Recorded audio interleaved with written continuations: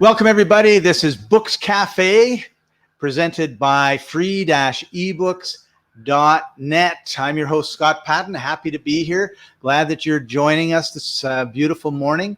I'm in Medellin, Colombia. I have a very, very special guest who's about an hour and a half south of the romantic city of Paris, France. So I'm really excited to be having him on and hear about his book and how things are in Europe. Before we do that, I want to take a moment and just share with you a couple exciting things. First of all, a sneak preview of the book that we're going to be talking about and the author. And it's Taking Action for a Better Tomorrow by Jeremy Boggess. And it's also available for free on free-ebooks.net. And so you can get it, you can download it. It's already had 722 downloads, and it's only been published on free-ebooks for a couple months. So it's really excellent. It's got 5-star rating, and it's also available on Amazon, and we're going to be getting to that in a minute. So at free-ebooks.net, you can download 5 free ebooks every month for free. So head over, sign up, and if you're an author, click the I'm an author button, because we want to know about our authors. Our whole purpose is to support the growth of the communities that our authors are creating. Okay, so we have over 5 million members.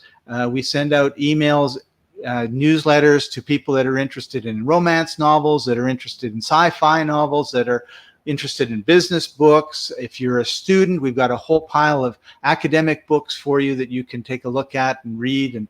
And if you're want to read to your children, we've got children's books. So we've got pretty much, we've got 100 categories. We've got something for everybody, I'm pretty sure.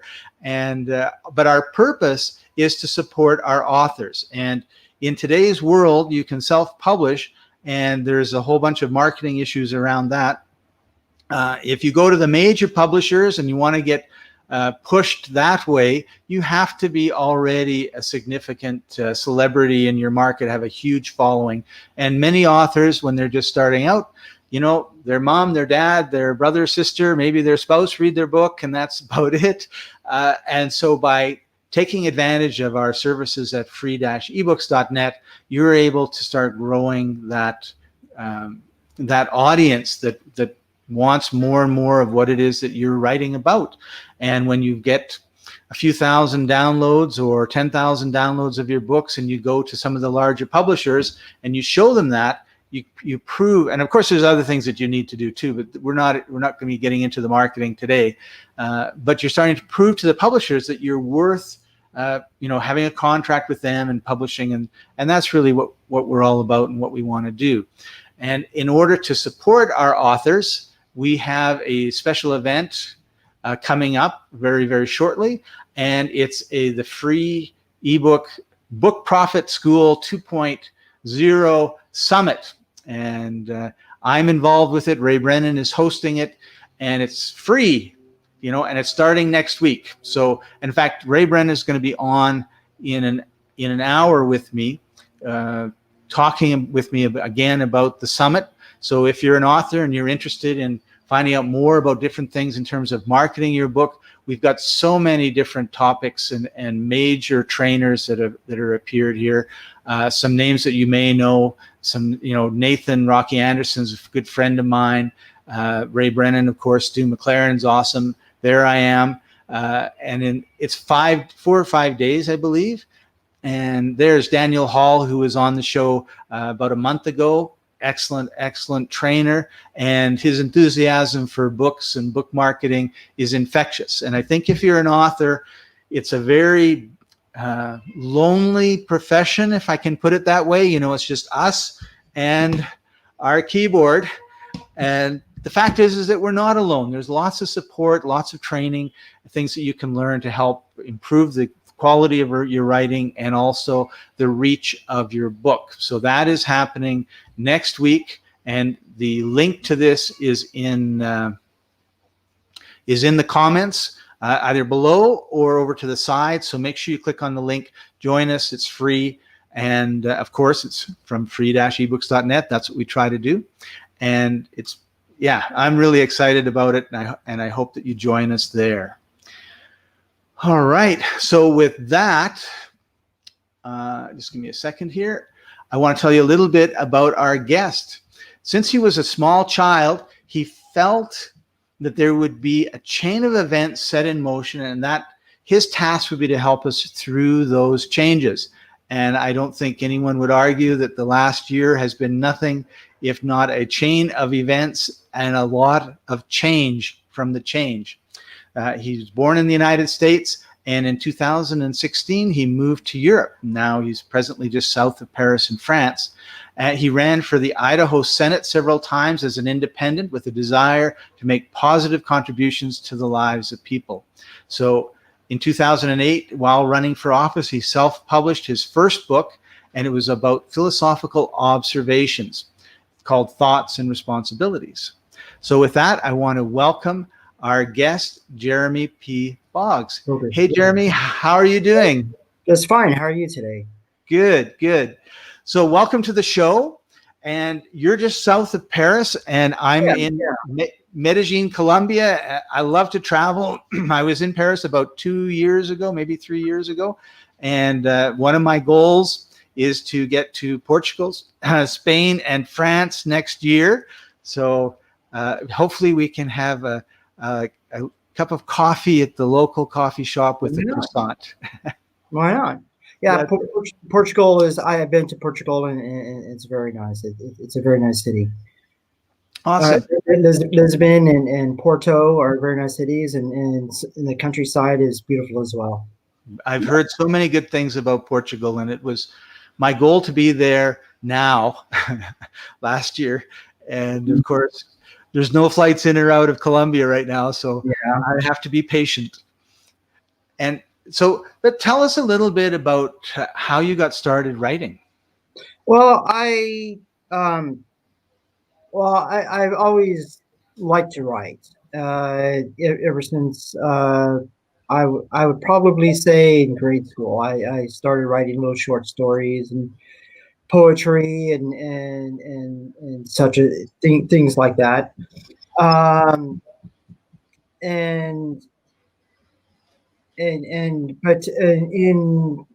say probably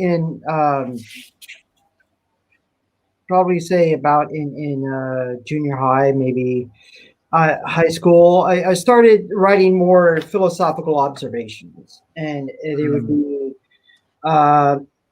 just little snippets on pieces of paper, observations that I've see,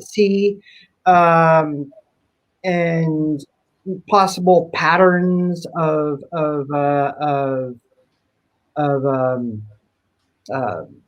event, not patterns such as if this happens, maybe this happens. I mean, probable events, not nothing. Yeah, nothing, not metaphysical or anything of that nature. So you're just watching life go by, and you'd say, "Wow, like when this sort of thing occurred, then this would be sort of the result." Right, and thus maybe if this happens, maybe that would happen. And I write it on little pieces of paper, and eventually little cassette voice recorder. I heard people see. I don't know how many people We're dating ourselves because I know what you're talking about. Yeah, it's not before you had the phone and you could just leave a memo on the phone. Yeah, that's what I do now. But in those days, we had these big things that we would talk into, and yes, it was really cool. The old rotary phones, and the rotary phones. Actually, I took my sons when they about 20 years ago now, when they were about 10 and 7.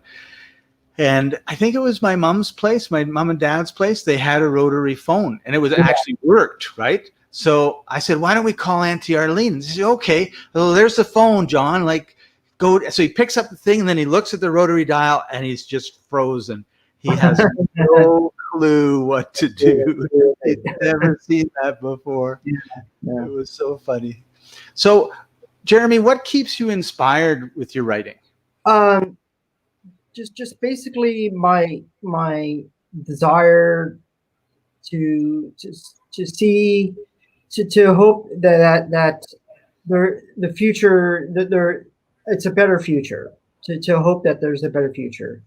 um and everybody, whether they like it or not, believes in a future. I mean, even a child will carve his name or his initials into a tree or into a bench, Right. and in the hopes of maybe someone further, someone tomorrow or the next day, seeing his name, or Right. however long. And I think it's important that we look towards the future, and we try to make positive contributions to the future.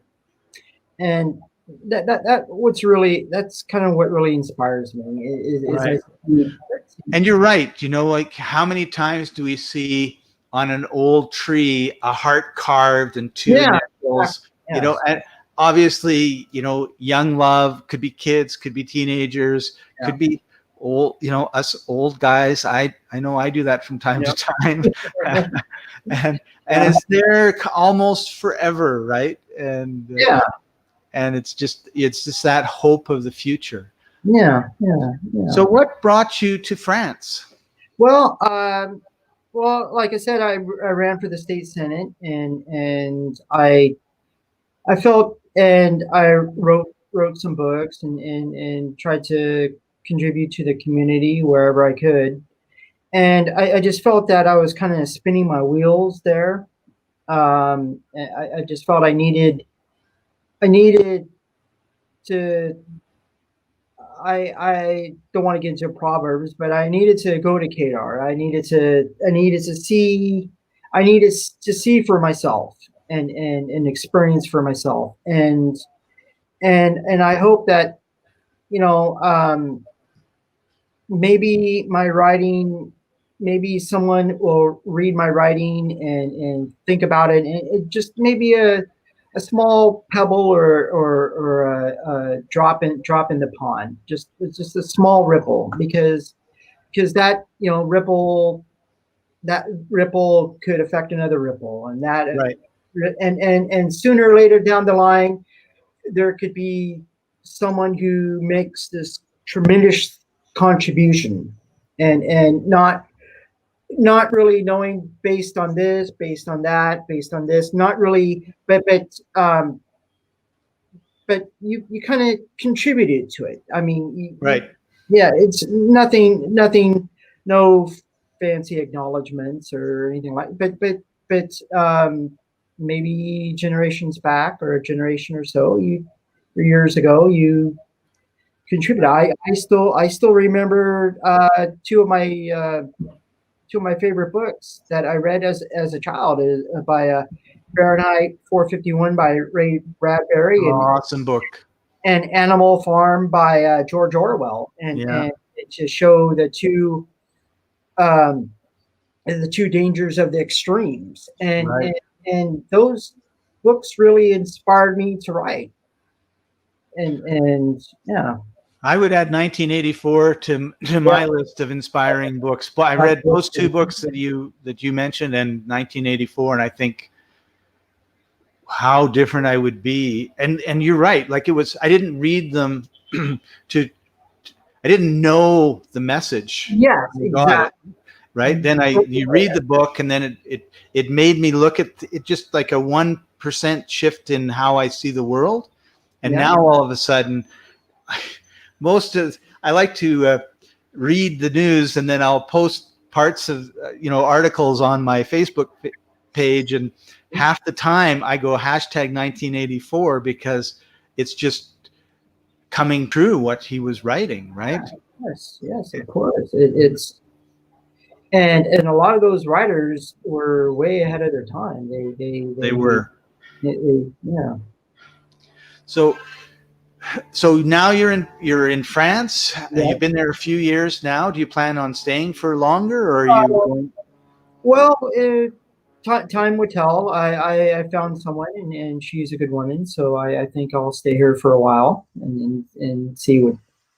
Yeah, and so yeah, I plan on. I I you can't really say. There's things that you hope and you work to, but time is fluid. You never know what exactly is going to happen in the future. That's So right.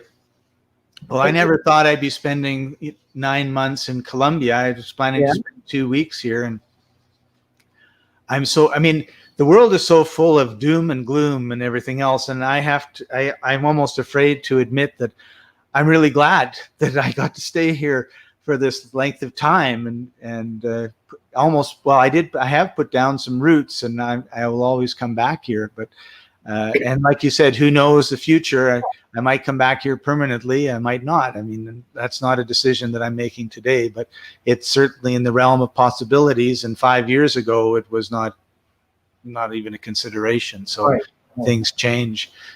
So let's talk a little bit about your book, Jeremy. And I'm just going Sure. to bring it up. I have it on the Amazon page here, and I also have it on the free ebooks page, and I'll kind of flip back and forth. Both pages are linked in the comments. We Okay. really want you to support Jeremy. So if you can well, first of all, and we also want you to support free-ebooks.net. So we're hoping that you will do us a favor and download from both places and leave a review and 5 stars in both places. And there's been 10 reviews on 10 reviews on Amazon, and there's, I think, 2 reviews on free-ebooks.net. So I hope that you'll just copy and paste the reviews in both places, right? It's free, so you don't have to, not going to cost you anything to download from both. But by putting the reviews in both places, you're helping us to reach out to other readers who might be interested in looking at Jeremy's books. So here we go, Jeremy, Taking Action for a Better Tomorrow. What is the book about? It's obvious what it's about from the title, but tell us a little bit more about what it's about. Well, it's more philosophical observations. I just want people to think to think. Let me see. Let me adjust the camera here. Sorry about that. It's my wall back here. I tend to put notes on it and write on it, and it's butcher paper. So if I make a mistake, I can just tear it off, and then there's another layer underneath. Well, back to your question. I want people to think about the actions that they take and the contributions and try to make a positive contribution wherever you can. And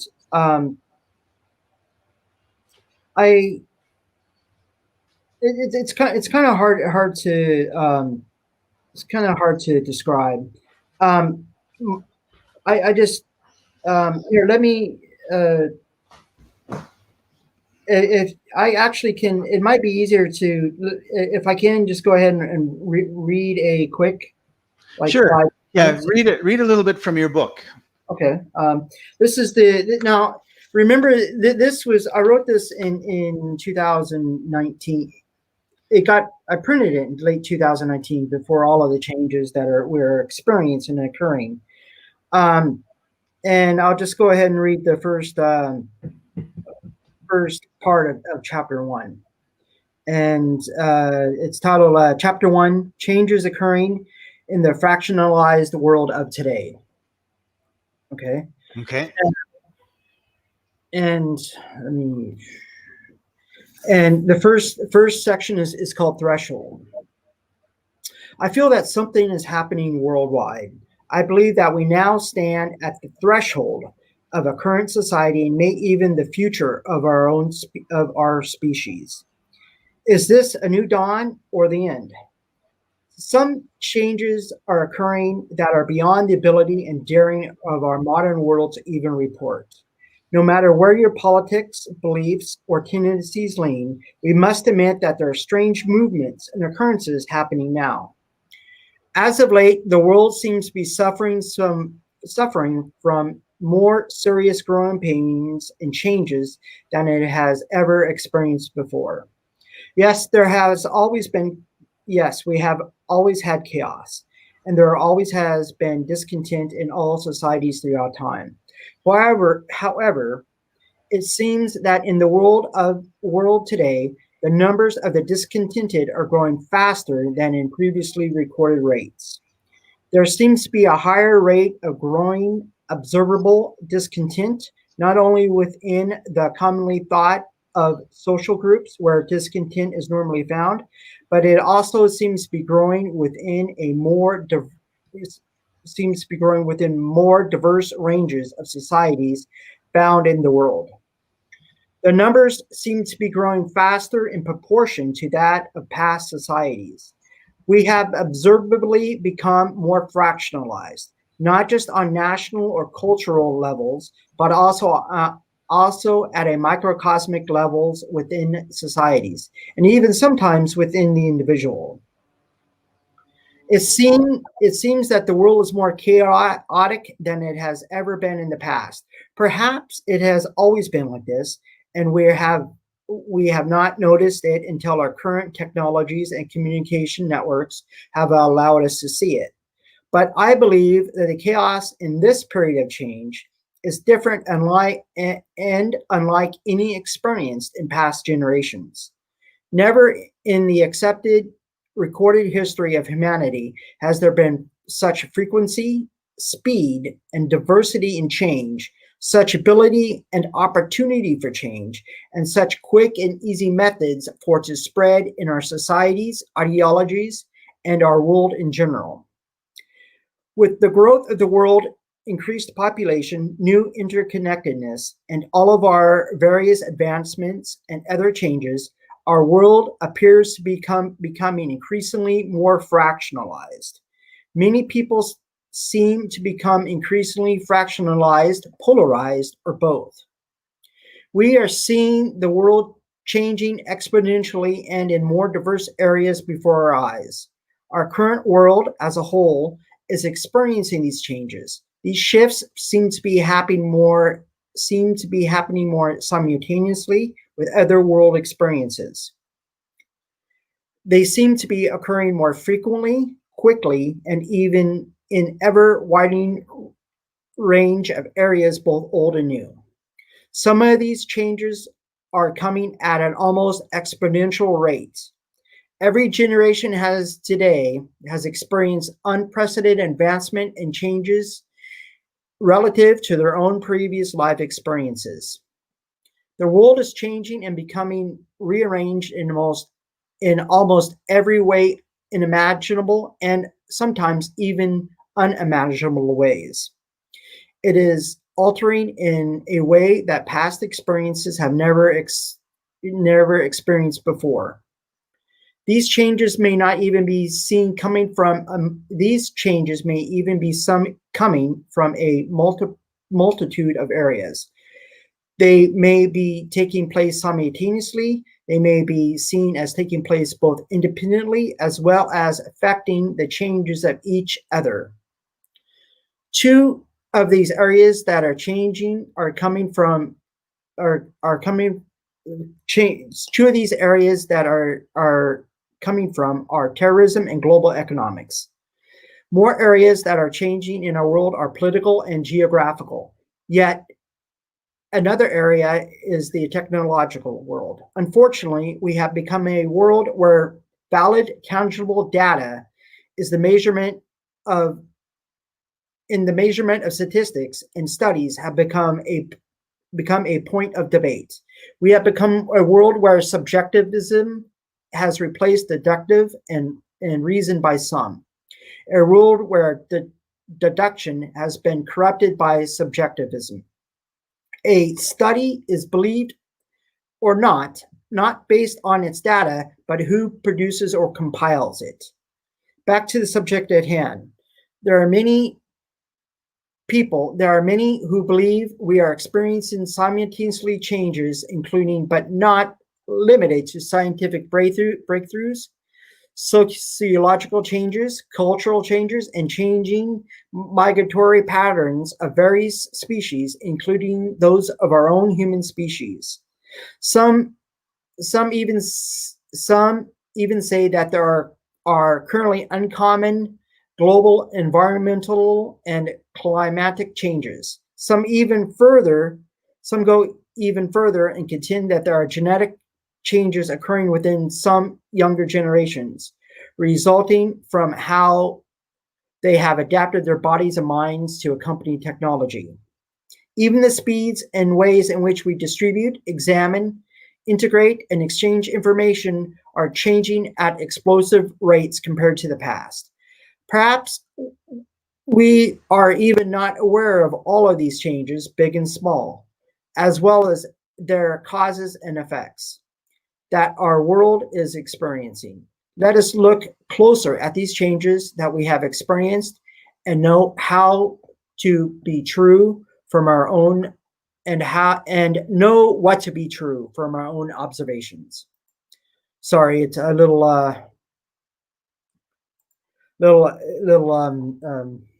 sorry. That was excellent, Jeremy. That's. Hopefully everybody's got a taste of your book. It's obviously very well thought out, very well written, and I think you hit on some major points. And you're absolutely right. If CNN says it, half the world doesn't believe it. If Fox says it, half the world doesn't believe it. If it's the guy you like in politics says it, half the world doesn't believe it, based only on the fact that that person said it or that group said it. And it's really hard to have intelligent conversations when you bring something to the table to talk about and it just gets, that's that guy, forget him.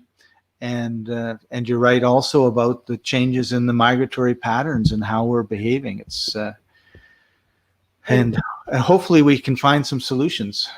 And again, this is written 2019, so this is, of course, before the pandemic that we're experiencing right now. Right.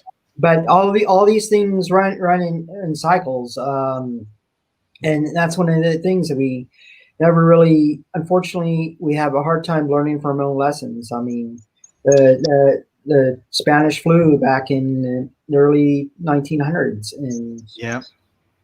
Yes, you're right. We need to study our history. We need to learn our history so that we don't repeat our history. And it certainly seems like we haven't learned that lesson yet. And that's what I'm afraid of is with the abilities, such like the a I don't in my book I mentioned that there could be a spurned biochemist in their basement that could really release a pandemic in the world. Of course, that it has. This is. I just want to make clear that this is not talking about this one, but there's also hope. I mean, in my book that the a intelligent person, a computer, a science. Mathematician, scientific engineer could be sitting at a computer, and he could have, or she could have, a brilliant epiphany and come up with an equation that could be the basis to solving a lot of the world's problems. There is, I mean, the world is a lot of doom and gloom right now, but it's the individual. The individual has in today's, unlike the past, has the ability to make a significant positive change. Right. I mean, they're not. They can't. They're not limited to the horse or the buggy or just go down to the town crier. Speaking. They can. And there are a lot of people that push the negative online and Right. but it's a tool that positive people can be making a positive change, and that's and I'm just worried that with the abilities that we have today, that there could be some sort of something that could happen, and we could lose it. We could lose Right. what we have, and We're at a tipping point where 200, 300 years ago, it was inconceivable that someone could do something that would destroy life or the human life. yeah, And now it's like we can all imagine probably 50 different ways that could happen very easily. And the other side of that is, like you said, when you've got 7 billion people and a certain number of them are going to be incredibly smart, and if they put their minds to solving the problem instead of creating a problem, then we could have solutions that would turn this into the utopia that it really should be. yeah, yes. Awesome. So, Jeremy, thank you so much for joining us. Really appreciate having you on the show. And I just want to bring up again in the comments, there's Jeremy's Amazon link, and here's our free ebooks link. Please support Jeremy. Head over to both places, download the book. It's free. Leave a review, leave a 5-star review.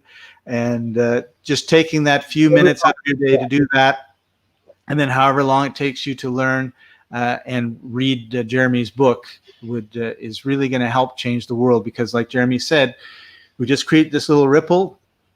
We never know when it combines with other ripples to really change people's lives and for the better. Thank you, Scott. Before we go and sign off, any last, although I think what you just said was probably a really good. I would love to take any questions if anybody has any questions. Right. If you've got any questions. And also don't forget to like, share, subscribe, and hit the bell so you don't miss any of our episodes coming up. So far, we have no questions. So with that, Jeremy, thank you very much for joining us. And thank you, everybody, for watching. And we look forward to seeing you next time. Bye for now. Thank you, Scott.